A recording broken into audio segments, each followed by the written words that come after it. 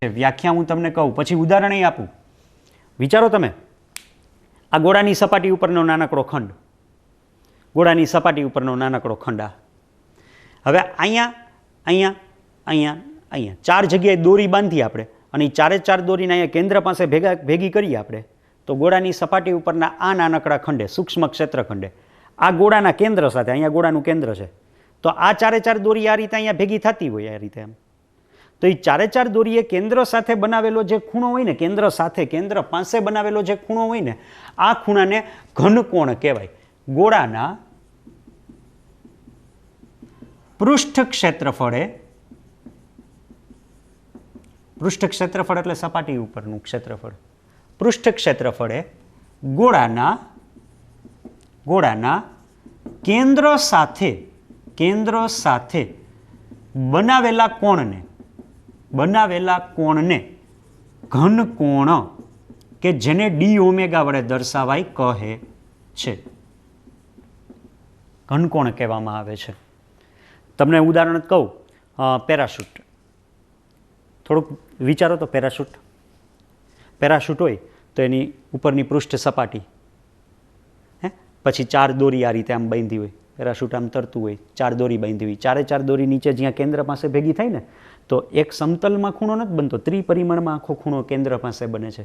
તો એ કેન્દ્ર પાસે બને ને, આ પૃષ્ઠ ક્ષેત્રફળે, સપાટીના ક્ષેત્રફળે કેન્દ્ર પાસે જે ખૂણો બનાવ્યો ને એને ઘનકોણ કહેવાય. ઘનકોણ કે જેને ડી ઓમેગા વડે દર્શાવવામાં આવે છે. હું માનું છું ત્યાં સુધી સમજાઈ ગયું હશે.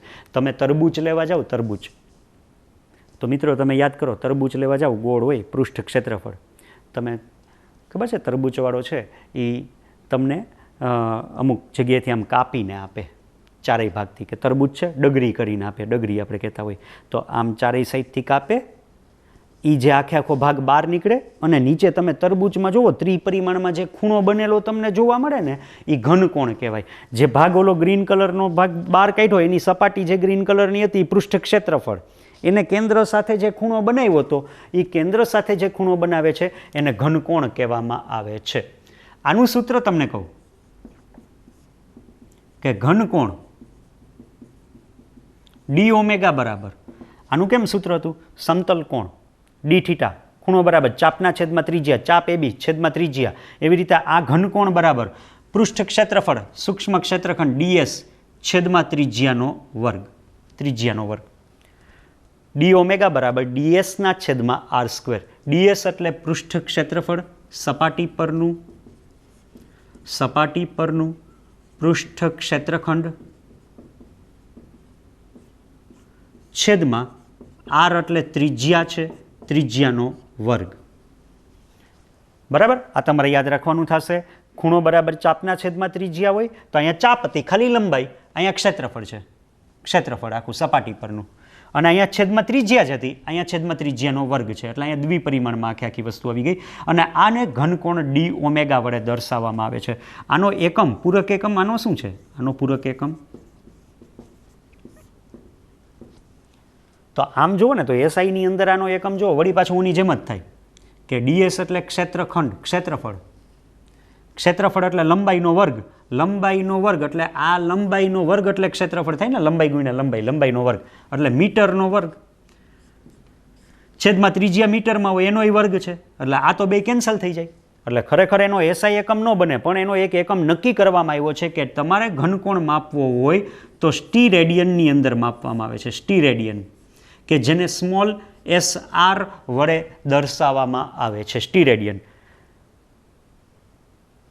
સમતલ કોણ રેડિયનમાં, ઘનકોણ સ્ટીરેડિયનમાં માપવામાં આવે છે. સમતલ કોણ રેડિયન RAD વડે દર્શાવાય, ઘનકોણ સ્ટીરેડિયન SR વડે દર્શાવવામાં આવે છે. આ રીતે એનો એકમ બનતો નથી, એટલે એને આપણે ધ્યાનમાં નથી લેતા નોર્મલી, આને આપણે નથી ધ્યાનમાં લેતા. આ બરાબર, એનો એકમ આપણે સ્ટીરેડિયન જ રાખશું. અને તમે જોઈ શકો છો પૂરક એકમ છે, પૂરક રાશિ છે, ક્યાંય મૂળભૂત રાશિનો ઉપયોગ નથી થયો, આના ઉપરથી અન્ય બીજી કોઈ રાશિ મળે નહીં, સાવ અલગ જ છે, પૂરક રાશિ છે. આ અવારનવાર આવશે, આ અવારનવાર આવવાનું છે આ વસ્તુ તો તમારે સમતલ કોણ, પણ આ અત્યારે આવ્યું, હવે ક્યાંય આનો ઉપયોગ ન આવે, પણ આનો સૂત્ર ઉપયોગી છે. ધારો કે તમને એક MCQ ખાલી એક પ્રશ્ન કહું, તમને આ રીતે કહે અર્ધગોળાકાર r બરાબર 1 મીટર ત્રિજ્યા હોય એવું અર્ધગોળાકાર હોય, અર્ધગોળાકાર સપાટીનો ઘનકોણ ખાલી જગ્યા સ્ટીરેડિયન થાય. ફોર એક્ઝામ્પલ, અર્ધગોળાકાર સપાટી છે, અર્ધગોળાકાર છે, ગોળાકાર નથી, અર્ધગોળાકાર જ છે. તો એનો ઘનકોણ કેટલો? અડધા ગોળાએ કેન્દ્ર સાથે બનાવેલો ખૂણો એને ઘનકોણ કહેવાય. બરાબર. તો ઘનકોણનું સૂત્ર જ પહેલાં લેવાનું, ડેલ્ટા ઓમેગા બરાબર ડેલ્ટા એસ પૃષ્ઠ સપાટીનું ક્ષેત્રફળ છેદમાં આર સ્ક્વેર. તો ડેલ્ટા ઓમેગા બરાબર, ચલો અર્ધગોળાકાર સપાટીનું ક્ષેત્રફળ કેટલું? 2 પાઈ આર સ્ક્વેર. આખો ગોળો હોય તો 4 પાઈ આર સ્ક્વેર. અર્ધગોળાકાર સપાટીનું ક્ષેત્રફળ, અર્ધગોળાકાર સપાટીનું ક્ષેત્રફળ 2 પાઈ આર સ્ક્વેર છેદમાં આર સ્ક્વેર. R square. તો આ તો કેન્સલ થઈ જાય છે અને આર બરાબર 1 મીટર હોય કે 2 મીટર હોય, આ બે તો કેન્સલ જ થઈ જાય છે. તો ડી ઓમેગા તમને કેટલું મળ્યું? તો કે ડી ઓમેગા તમને મળ્યું 2 પાઈ સ્ટીરેડિયન. 2 પાઈ સ્ટીરેડિયન. 2 પાઈ સ્ટીરેડિયન. એટલે આનો જવાબ આવે 2 પાઈ. ઘનકોણ 2 પાઈ સ્ટીરેડિયન જેટલો મળે આપણને. આખે આખો ઘનકોણ 2 પાઈ સ્ટીરેડિયન જેટલો મળે છે આપણને. બરાબર. તો આવી રીતે આ સૂત્રનો ઉપયોગ કરી આવા પ્રકારના MCQ આપણે સોલ્વ કરી શકીએ છીએ. આ હતી બીજી પૂરક રાશિ, ઘનકોણ. મિત્રો, 2 પૂરક રાશિ ટેક્સ્ટ બુકમાં આપી છે. ડિટેલમાં એટલી નથી આપી જેટલી આપણે અહીંયા સમજાવેલી છે. સમતલ કોણ, વર્તુળની ચાપે કેન્દ્ર સાથે બનાવેલો ખૂણો એને સમતલ કોણ કહેવાય. ખૂણો બરાબર ચાપના છેદમાં ત્રિજ્યા, અને વર્તુળ નહીં પણ ગોળો લેવાનો તમારે આની અંદર. અને ગોળાની જે ઉપરની પૃષ્ઠ સપાટી હોય એ સપાટીએ કેન્દ્ર સાથે બનાવેલો ખૂણો હોય ને, પૃષ્ઠ સપાટીએ કેન્દ્ર સાથે બનાવેલો ખૂણો એને ઘનકોણ કહેવાય, જેને ડી ઓમેગા બરાબર ડીએસ પૃષ્ઠ સપાટીનું ક્ષેત્રફળ છેદમાં આર સ્ક્વેર. આ રેડિયનમાં, આ સ્ટીરેડિયનમાં માપવામાં આવે છે. આનો એક MCQ પણ મેં તમને ગણીને દીધો. ત્રીજી પૂરક રાશિ જે આપણે સિલેબસમાં નથી પણ છતાંય આપણે ક્યાંક ધ્યાનમાં આવે તો ધ્યાનથી સાંભળો. ત્રીજી પૂરક રાશિ છે રેડિયો એક્ટિવિટી, કે જેને છે ને કેપિટલ આઈ વડે દર્શાવાય. આના વિશે બહુ ડિટેલમાં અત્યારે નહીં જઈએ. 12થની અંદર તમારે ન્યુક્લિયસ પાઠ આવશે. ન્યુક્લિયસ ભાગ 2ની અંદર તમને ખબર હશે અમુક એવા રેડિયો એક્ટિવ પદાર્થ હોય, યુરેનિયમ, થોરિયમ, સ્ટ્રોન્સિયમ, પોલેનિયમ, ઓક્ટેનિયમ, એવા નામ તમે સાંભળ્યા હશે. તો આ રેડિયો એક્ટિવ પદાર્થ હોય ને એ પોતાનામાંથી સ્વતઃ આપમેળે અદૃશ્ય એવા રેડિયો એક્ટિવ એમાંથી વિકિરણ ઉત્સર્જન થતા હોય. રેડિયો એક્ટિવ વિકિરણ ઉત્સર્જન થતા હોય છે. આ રેડિયો એક્ટિવ વિકિરણની જે પ્રતિ સેકન્ડે કેટલા વિકિરણ, કેટલા એના ન્યુક્લિયસનું વિભંજન થાય છે એને એની એક્ટિવિટી કહેવાય, રેડિયો એક્ટિવિટી કહેવાય, કે જેને કેપિટલ આઈ વડે દર્શાવવામાં આવે છે. અત્યારે એના વિશે ડિટેલમાં નથી કહેતા. ત્રીજી પૂરક રાશિ છે, એમાં ક્યાંય કોઈ મૂળભૂત ભૌતિક રાશિ નથી આવતી. એનું સૂત્ર આપણે અત્યારે નથી જોતા, માત્ર સમજ માટે જ છે. અને આ રેડિયો એક્ટિવિટી મપાઈ કેમાં? એનો એકમ શું છે? એનો પૂરક એકમ. તો એના 2 પૂરક એકમ છે. એક છે ક્યુરી, કે જેને સી સફિક્સમાં આઈ વડે દર્શાવાય. ક્યુરી વૈજ્ઞાનિકનું નામ છે. અને મેં તમને કીધું હતું ખબર છે, વૈજ્ઞાનિકનું નામ હોય અને જો પૂરું નામ લખવું હોય તો બધું સ્મોલમાં લખવાનું. પૂરું નામ ક્યુરી લખવું હોય તો સ્મોલમાં લખવાનું. અને એનો ઇનિશિયલ એક જ લખવો હોય, ક્યુરીમાં કેપિટલ સી ન આવે, ખાલી એક સી સફિક્સમાં આઈ રાખ્યો છે. કારણ કે કેપિટલ સી પાછો કુલમમાં આવે છે. કુલમ એ વૈજ્ઞાનિકનું નામ છે અને તમને કહું એ એક એકમ જ છે. બરાબર. એટલે એમાં આની અંદર કેપિટલ સી સફિક્સમાં આઈ, ક્યુરી, મેડમ ક્યુરી અને પિયર ક્યુરી, જેને એક્ટિવિટી રેડિયો એક્ટિવ વિકિરણોની શોધ કરેલી છે, એના ઉપરથી જ એના માનમાં એનો એકમ ક્યુરી રાખવામાં આવ્યો છે. અથવા એનો બીજો પૂરક એકમ છે બેકવેરલ. એ વૈજ્ઞાનિકનું નામ જ છે. બેકવેરલ.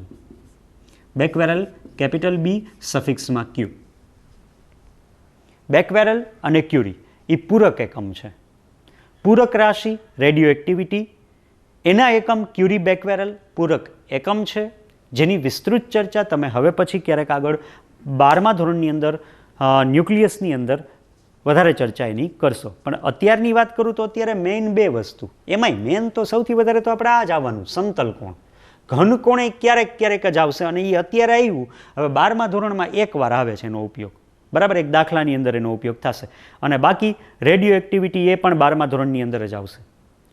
તો આમ જોયું તમે તો ભૌતિક રાશિ, મૂળભૂત, દળ, અંતર, સમય, એસઆઈમાં 7 આવી, દળ, અંતર, સમય, વિદ્યુત પ્રવાહ, થર્મોડાયનેમિક તાપમાન, પછી આવી હતી જ્યોતિ તીવ્રતા 6ઠી અને 7મી હતી દ્રવ્યનો જથ્થો.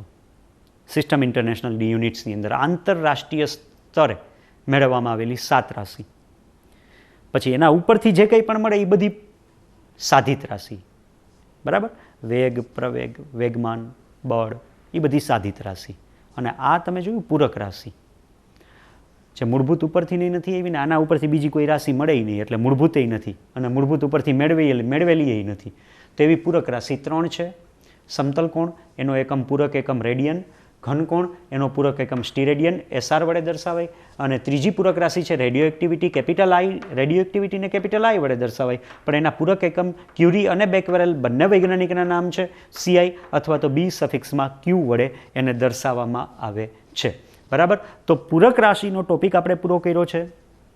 આ ટોપિકની અંદર ખાસ આ સૂત્ર તમારે યાદ રાખવાના થશે. એક MCQ પણ તમને ગણાવેલો છે કે અર્ધગોળો હોય, અડધો ગોળો, તો અર્ધગોળાની સપાટીનો ઘનકોણ કેટલો? d ઓમેગા, પૃષ્ઠ સપાટીનું ક્ષેત્રફળ છેદમાં ત્રિજ્યાનો વર્ગ. તો અડધો ગોળો છે એટલે 2πr² છેદમાં r² કેન્સલ થાય એટલે 2π સ્ટીરેડિયન ઘનકોણ આપણને મળે. એકમ સ્ટીરેડિયન ખાસ યાદ રાખજો તમે, બરાબર. ચાલો મિત્રો, આપણે હવે પછી પાછા નવા ટોપિક તરફ આગળ વધશું. આના પછીના ટોપિકની અંદર આપણે વધારે ચર્ચા જે કરવાની થશે આના પછીના ટોપિકની અંદર, એ સાવ ટેક્સ્ટબુકની અંદર હું તમને એનો ટોપિક નંબર કહીશ કે થોડુંક આપણે પાછળ વહી જશું. પરિમાણ અને પારિમાણિક સૂત્ર આપણે ચર્ચા કરશું, બરાબર. અત્યારે આપણે પાઠનું નામ યાદ કરીએ તો માપન અને એકમ હતું, એકમ અને માપન, જે કંઈ પણ કહો તે. તો એકમ અને માપનની અંદર એકમ શું છે અને એકમની અંદર આવતી બધી ચર્ચાઓ આપણે કરી. ભૌતિક રાશિ શું છે, એના એકમો શું છે, એકમોની ચર્ચા કરી. ભૌતિક રાશિના પ્રકાર જોયા, મૂળભૂત, સાધિત, પૂરક. મૂળભૂતના એકમ મૂળભૂત એકમ, સાધિત ભૌતિક રાશિના એકમને સાધિત એકમ, પૂરક ભૌતિક રાશિના એકમને પૂરક એકમ. અને ત્યારબાદ હવે આપણે પહેલાં સૌ પ્રથમ પરિમાણ અને પારિમાણિક સૂત્ર, સૌથી મહત્વનો ટોપિક છે મિત્રો, ખાસ યાદ રાખો. પારિમાણિક સૂત્ર બનાવતા શીખવાનું છે. પરિમાણ શું છે, પારિમાણિક સૂત્ર શું છે, એની ચર્ચા કરવાની છે. કારણ કે 12મા ધોરણની અંદર તો ઠીક છે, બધી જગ્યાએ એનો ઉપયોગ થશે જ, પણ સાથે સાથે કોમ્પિટિટિવ એક્ઝામની અંદર આપણે વાત કરીએ તો JEE કે નીટની અંદર પણ પરિમાણ કે પારિમાણિક સૂત્રને લગતો પ્રશ્ન હોય જ છે. ખાસ કરીને નીટની અંદર એનો પરિમાણ કે પારિમાણિક સૂત્રનો એક પ્રશ્ન હોય છે. ડિફિકલ્ટ લેવલ એનું થોડુંક હાઈ હોય, પણ બેઝિક લેવલથી આપણે હવે પછીના ટોપિકમાં એની ચર્ચા શરૂ કરવાના છીએ. નમસ્તે.